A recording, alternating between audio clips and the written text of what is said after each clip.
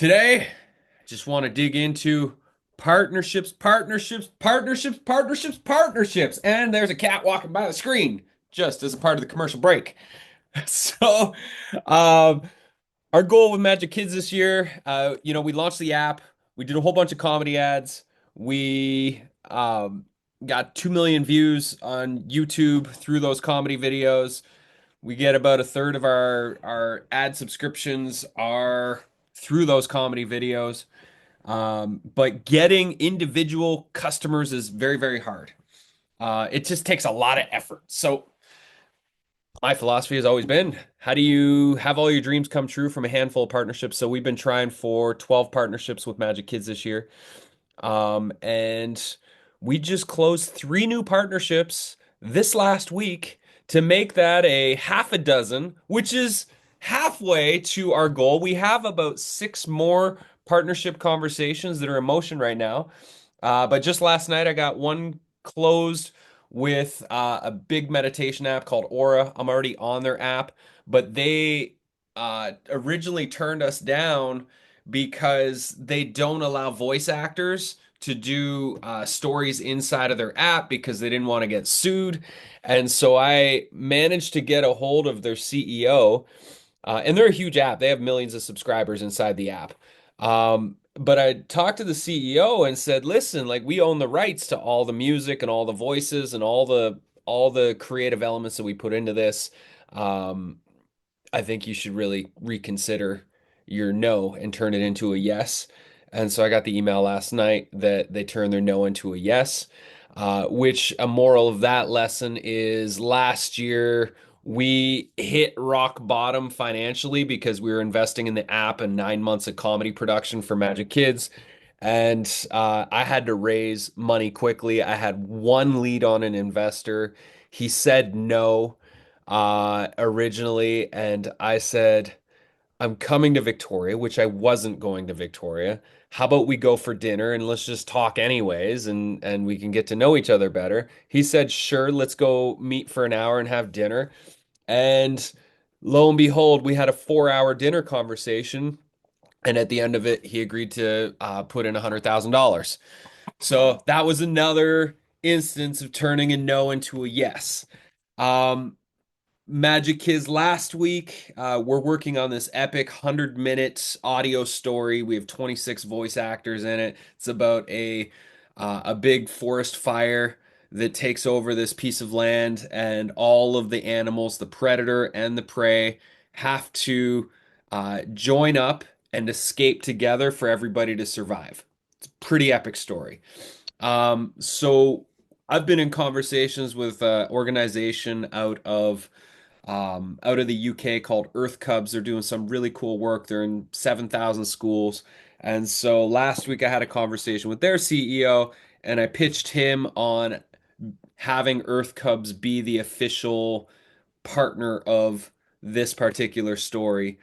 And he gave an enthusiastic yes, which is going to be a massive way for us to get this out to tens of thousands, hundreds of thousands of families for that story. And then we also just closed another one with an organization for phase one of this exploration, a huge homeschooling network out of Canada and the US. And and they're going to be featuring our stories and meditations and activities as a trial run, but they're going to promote the heck out of it to see how much their homeschoolers use it inside of their database. So that was like three in a week, which is a great way to finish off the year. I'm hoping out of these half dozen that are still in motion, we can close several of them. And the other one that we closed, I signed 2 weeks ago, was with an organization called Story Phones, and they have these storytelling headphones. And so we'll be in thousands of stores around the world starting in April. So a lot of these partnerships, they have taken some of them are a year's worth of conversations to finally get to like, hey, we just signed something and now it's official. One extra thing around signature workshops. So we're trying an experiment right now because our last, I don't know, 80 or so outreach emails, our response was all of a sudden getting slower, of getting people to say yes. And obviously, the time of year plays into that. But based on a conversation I had with a client of ours, um, where she was having a hard time getting people to do her signature or host her for a signature workshop, which can happen. Sometimes it's like we're not getting the right audience or the pitch isn't quite right. That's a part of the finagling that takes place. But in that session, I had an idea because she's launched a podcast. She's been getting some great guests. So step one was reach out to all the guests that she's interviewed on her podcast and ask them to host, because it was a new podcast. And so she did that, and all of a sudden people are booking her. So we're trying that same approach with the big list that we have right now. We went through and we came up with the 25 kind of heavier, bigger players that have really large audiences. And instead of following up again of being like, well, you host a signature workshop, to build the relationship, I'm having them on my podcast. And then after the podcast, I have that direct, instead of the assistant, I now have the direct contact information for the person who runs the business, who is the person that is making all the decisions. And so after we have a really great podcast episode, I'll reach out and I'll pitch the podcast or the signature workshop directly to that person. So that's a new strategy that we haven't done, that we're experimenting with. But I got my first couple signups for podcasts after within 24 hours of um, reaching out to the first 25 that we made a list of. So that was cool. And the moral of the story today, the reason I'm sharing all this is just to pull all the energy and focus back in around leveraging relationships and partnerships, and how can you be more creative and direct with your outreach and your asks and your requests for collaboration with the people you respect, the hubs that you want to align with, and just make it happen. Ultimately, make it happen. Don't be shy.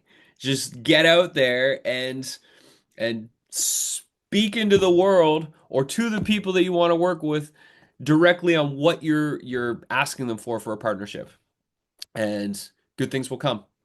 Our success lies in leaning into others and letting ourselves be supported and finding that win-win way where everybody feels like this is a great arrangement that's happening here. And so I wanted to share these stories this morning because uh, it's easy to forget.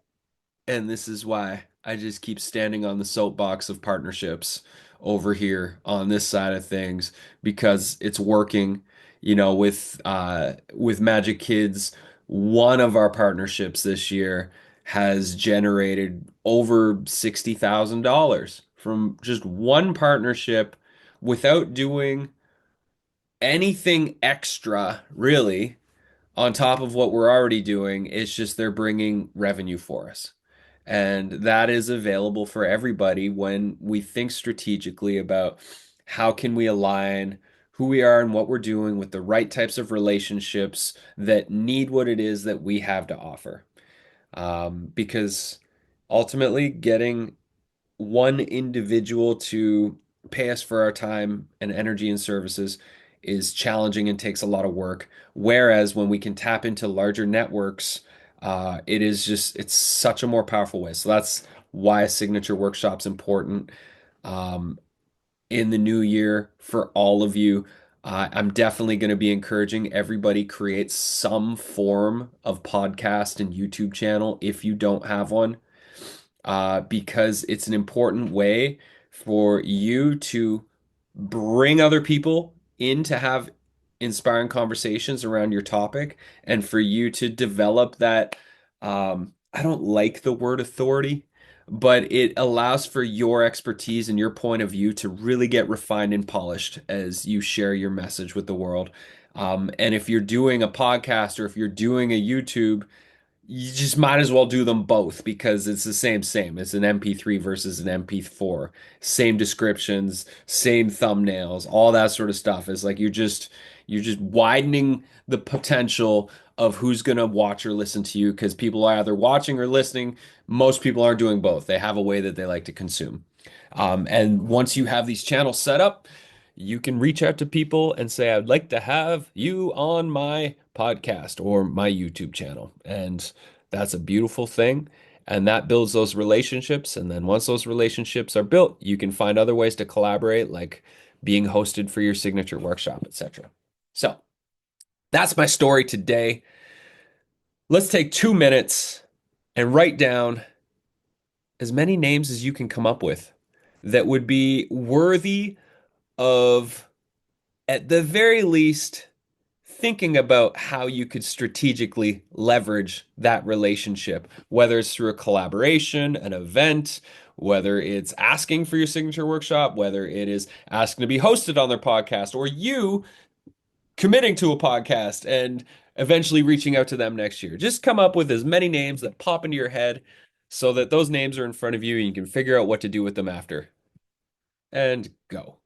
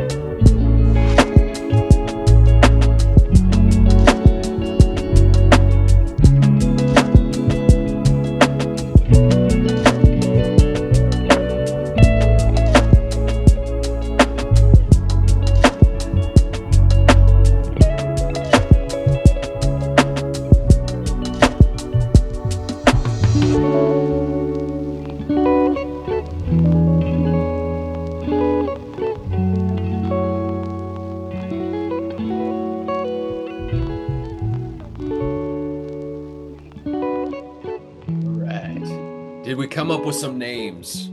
Did humans pop into your head? Imagine what 2 minutes can do.